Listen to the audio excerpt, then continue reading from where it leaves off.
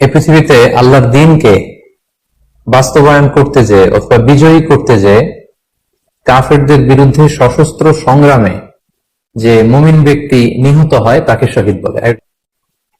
সহিহ বুখারীর বর্ণনায় এসেছে যে সাহাবারা আল্লাহ রাসূল সাল্লাল্লাহু আলাইহি ওয়াসাল্লামকে জিজ্ঞেস করেছিলেন যে হে আল্লাহর রাসূল, কারা আল্লাহর রাস্তায় জিহাদ করছে এটা আমরা কিভাবে বুঝবো? তার উত্তরে আল্লাহর হাবিব সাল্লাল্লাহু আলাইহি ওয়াসাল্লাম বলেছিলেন, মান কাতালা লিতাকুনা কালিমাতুল্লাহি হিয়াল উলিয়া ফাহুয়া ফি সাবিলিল্লাহ। যে ব্যক্তি আল্লাহর দ্বীনকে, আল্লাহর বিধানকে কিংবা আল্লাহর আইনকে বাস্তবায়নের জন্য, আল্লাহর দ্বীনকে বিজয়ের জন্য যে সংগ্রাম করে যাচ্ছে সেই আল্লাহর রাস্তায় আছে।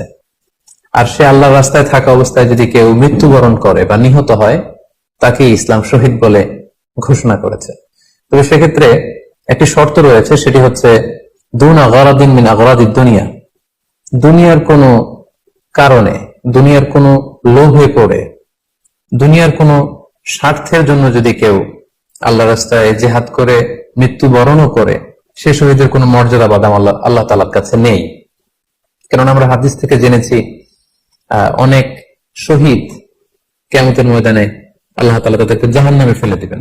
আল্লাহ বলবেন যে তুমি তো দুনিয়াতে জিহাদ করেছিলে, যে মানুষ তোমাকে বীর বলবে, মানুষ তোমাকে সাহসী বলে ঘোষণা দিবে, বাহাবা পাওয়ার জন্য তুমি জিহাদে অংশগ্রহণ করেছিলে এবং সেখানে নিহত হয়েছে। তো তুমি নিহত হওয়ার পরে মানুষ তো তোমাকে বীর বলেছে, বাহাবা দিয়েছে, সাবাস বলেছে।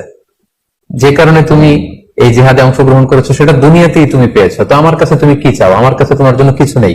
গো টু দ্য হেল ফায়ার, জাহান্নামে যাও। তাকে আল্লাহ তাআলা উপর করে জাহান্নামে নিক্ষেপ করবেন।